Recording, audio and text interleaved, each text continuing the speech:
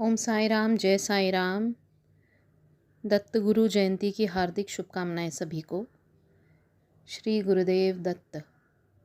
आज बाबा की कृपा से मैं दत्त गुरु की बारे में कुछ इन्फॉर्मेशन, उनकी जो कथा है रैदर वो बताने आई हूँ कि दत्त गुरु कौन थे और वो उनका जन्म कथा रैदर।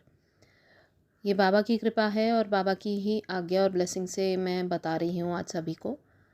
तो ये बात है बहुत पुरानी, जब सतयुग चल रहा था, या यू नो उस टाइम पे एक महर्षि थे अत्रि और उनकी वाइफ थी अनुसुईया। तो अनुसुईया जो थी वो बहुत ही पतिव्रता थी और बहुत इस पतिव्रता होने की वजह से उनको बहुत फेम मिला था कि वो इतनी मतलब पतिव्रता थी और इतनी भगवान को मानने वाली थी कि उनको ना एक अलौकिक जैसे तेज मिला हुआ था। और वो जहाँ रहती थी वहाँ पर जैसे ही वो घर से बाहर निकलती थी तो अगर सूर्य का प्रकाश बहुत था तो वो थोड़ा धीमा हो जाता था ताकि उनको ज़्यादा तकलीफ़ ना हो। और जो जहाँ वो जाती थी वहाँ पे पुष्प, फ्लावर्स सब खिल उठते थे। इतना उनका तेज था, ऐसा कहा जाता है कथा में। और इसीलिए उनको बहुत फेम मिला था। तो इतना फेम कि स्वर्गलोक में जहाँ पे ब्रह्मा विष्णु महेश हैं और उनकी वाइफ्स जो माता रानी हैं वो रहती थी, तो जो नारद मुनि थे उन्होंने महर्षि अत्रि और अनुसुईया के कुटी में खाना खा के वो डायरेक्ट वहाँ गए उनका गुणगान करने। तो इंद्रदेव ने भी कहा था कि हमें तो चिंता हो रही है कि इतनी मतलब वो फेम पा रही है कि सूर्य भी झुक गया है उसके सामने, तो ऐसा ना हो कि स्वर्गलोक की भी हमें जो ऐशो आराम मिलता है वो भी उनकी तरफ झुक जाए और हमें कुछ ना मिले। तो जो भगवान हैं ब्रह्मा विष्णु महेश, उन्होंने कहा तुम चिंता नहीं करो, हम जाके देख कर आते हैं कि कौन है ये अनुसुईया और इतना क्या उसमें तेज है, हम जाके उनकी सत्व परीक्षा लेंगे। तो वो उनकी परीक्षा लेने धरती पे आए, ब्रह्मा विष्णु और महेश। और उन्होंने जो तीनों की जो वाइफ थी उनको बोला कि तुम यहीं रुको, हम परीक्षा लेकर आते हैं, तुम चिंता ना करो। क्योंकि जो ब्रह्मा विष्णु और महेश की जो वाइफ्स हैं, जो माता रानी हैं, वो कहने लग गई कि उनको थोड़ी जलन हो गई कि ये कौन है पतिव्रता इतनी, कि हम भी तो अपने पति की पूजा करते हैं, हम भी उनकी सेवा करते हैं, तो ये इतनी कौन आ गई है धरती के लोक पे कि इतना उसको फेम मिल रहा है कि यहाँ स्वर्ग लोक तक उनकी वाहवाही हो रही है। तो मैं बहुत ही सरल शब्दों में आपको स्टोरी सुना रही हूँ बिकॉज़ मुझे इतना जो पौराणिक कथाओं में बहुत अच्छे अच्छे शब्द यूज़ किए जाते हैं, मुझे इतना आता नहीं है वैसे बताना। इसलिए मैं बहुत ही लेमैन लैंग्वेज में आपको आज ये सिंपल शॉर्ट स्टोरी करके बता रही हूँ। तो फिर ब्रह्मा विष्णु और महेश जो हैं भगवान, वो इसके ऋषि के रूप में, ब्राह्मण के रूप में, राधा ब्राह्मण के रूप में आए धरती पे उनके कुटिया में।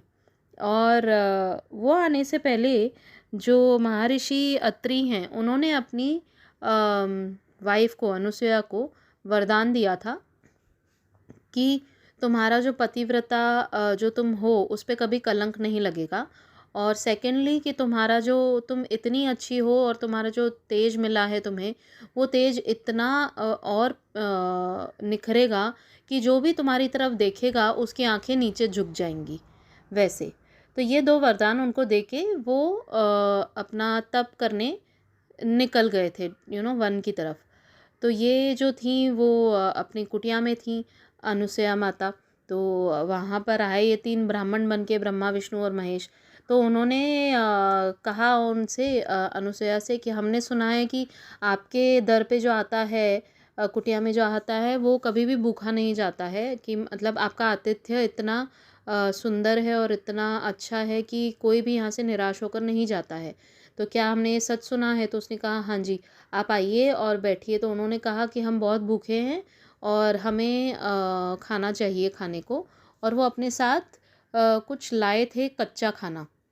तो उन्होंने कहा, जैसे सब्ज़ी होती है तो एक कच्ची सब्ज़ी लाए थे, तो उन्होंने कहा ये तुम लो और ये हमें दो, लेकिन हमें अग्नि पे पका हुआ खाना नहीं खाना है, हमें तुम देखो तुम कैसे पकाओगी उसको, लेकिन अग्नि पे नहीं पकना चाहिए।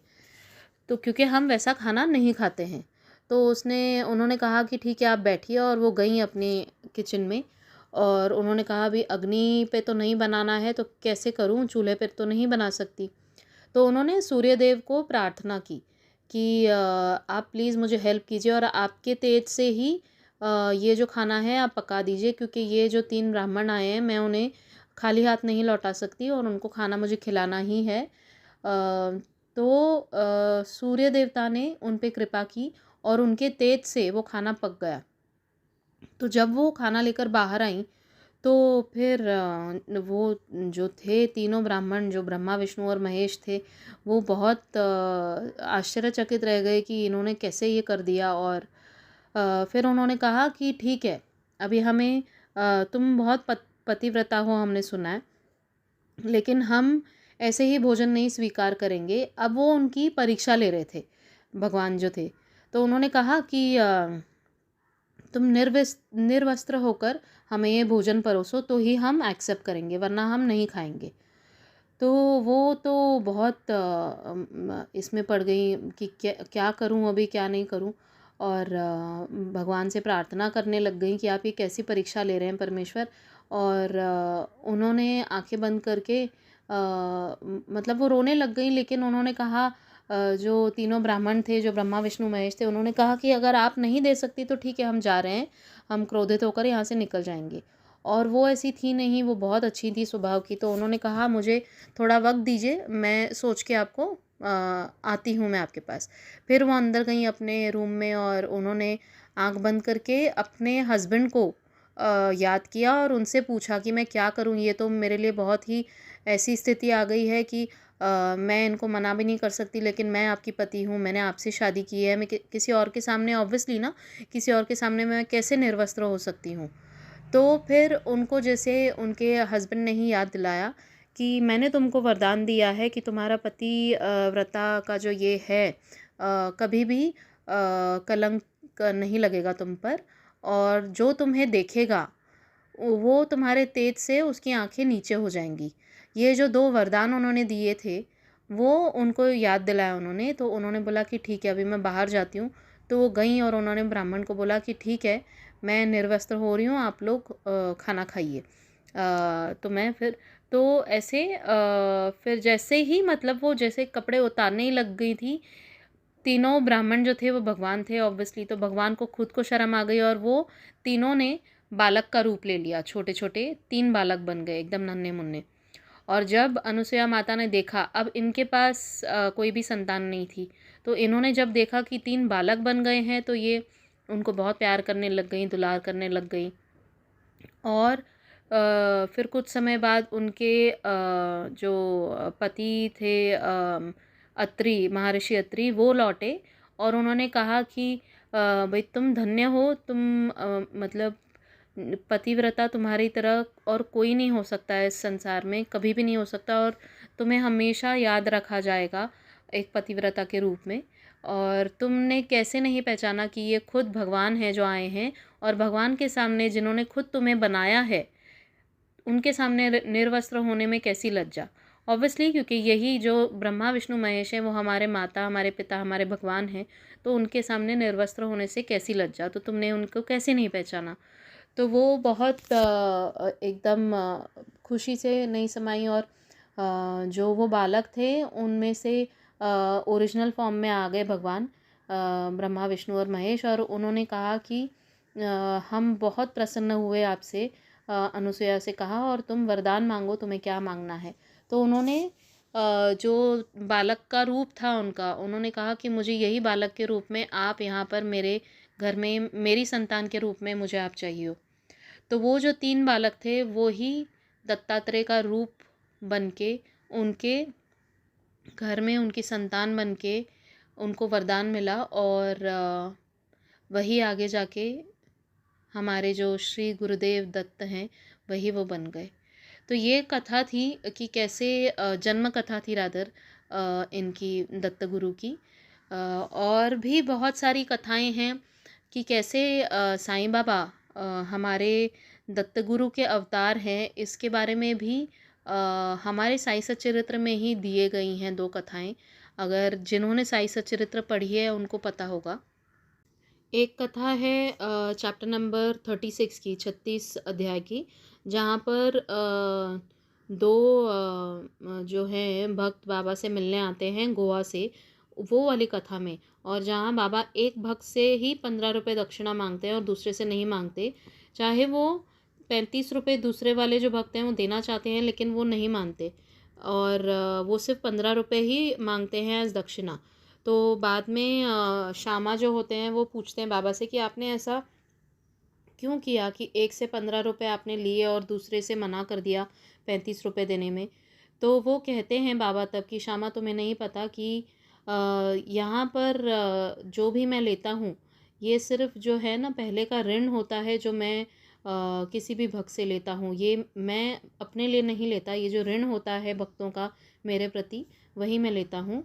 और उन्होंने फिर बताया कि ये जो भक्त जिससे मैं 15 रुपये माँग रहा था, उसकी पहले नौकरी नहीं थी और उसने दत्तात्रेय से कहा था कि अगर आप मुझे नौकरी दिलवाओगे तो जो पहले माह की पगार होगी वो मैं आपको अर्पित करूँगा।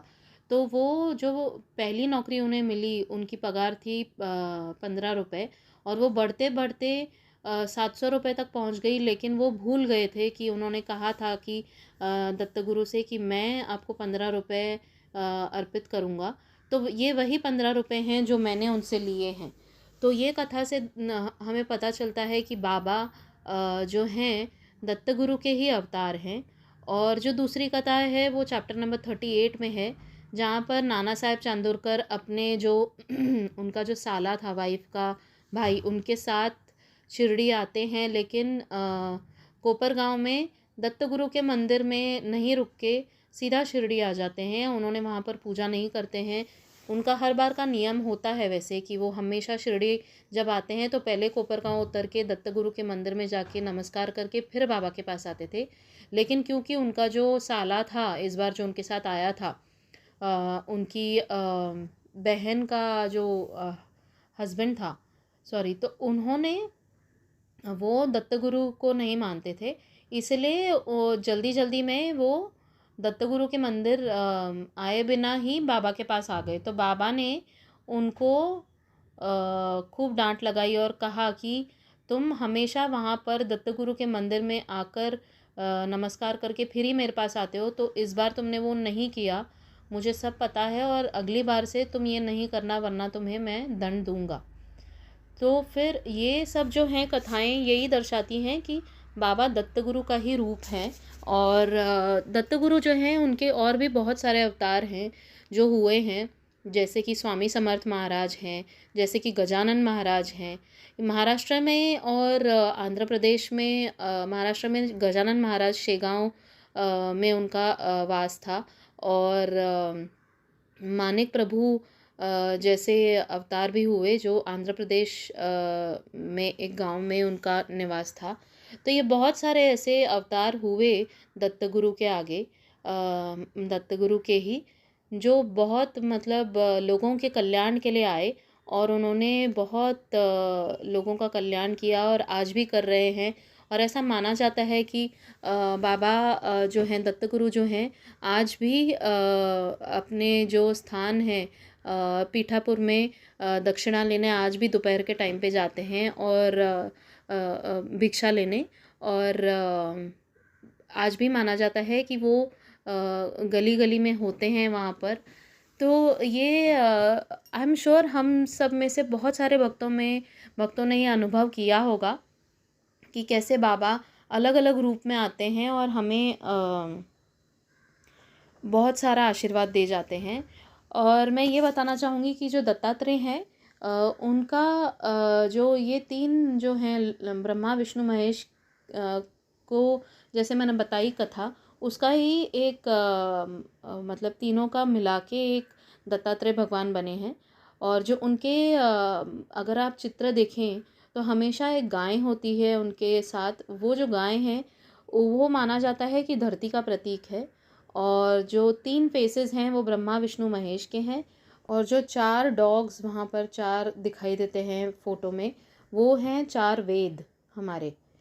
तो ये जो है अलग-अलग सिंबल होता है हर एक जो भगवान का आप देखेंगे अगर फ़ोटो दत्त गुरु के किसी भी फ़ोटो में आप देखें तो हमेशा आपको 4 डॉग्स दिखाई देंगे, 4 कुत्ते दिखाई देंगे। वो प्रतीक हैं 4 वेद के और जो गाय हैं वो है प्रतीक इसकी धरती माँ की।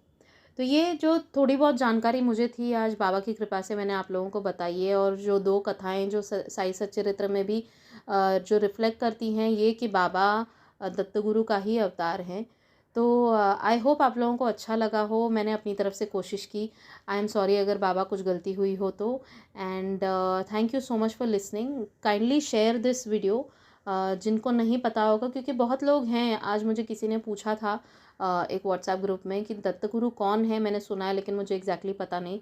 और मैं कल ही सोच रही थी, बाबा से कह रही थी कि बाबा मैं कुछ बनाऊं क्या दत्तगुरु की ऊपर कुछ इन्फॉर्मेशन, कुछ वीडियो। तो जब सुबह उन्होंने ये डिवोटी ने मुझसे ये पूछा तो मुझे लगा जैसे बाबा ने ही मुझे संकेत किया कि कल तूने जो सोचा था वो आज तू कर। क्योंकि बहुत लोगों को जो पता नहीं है, साई सच्चरित्र हम पढ़ते ज़रूर हैं, दत्तगुरु का नाम ज़रूर आता है, लेकिन वो कौन है और क्या मतलब महत्व है, उनकी जन्म कथा क्या है, तो ये सब बहुत लोगों को नहीं पता है। आप अगर यूट्यूब पे जाएंगे देखेंगे ना तो बहुत आपको स्टोरीज़ मराठी में बहुत अच्छी अच्छी हैं जिनको मराठी समझ में आती है। नहीं तो भी you can read some articles on the internet also, but जितना मैंने देखा है मराठी में जो वीडियोज़ बने हुए हैं बहुत सुंदर हैं और बहुत डिटेल में हैं। इंग्लिश गूगल पे जो है वो इतना क्लियरली नहीं लिखा हुआ है। But anyways thank you so much. Om Sai Ram, जय साई राम, श्री गुरुदेव दत्त।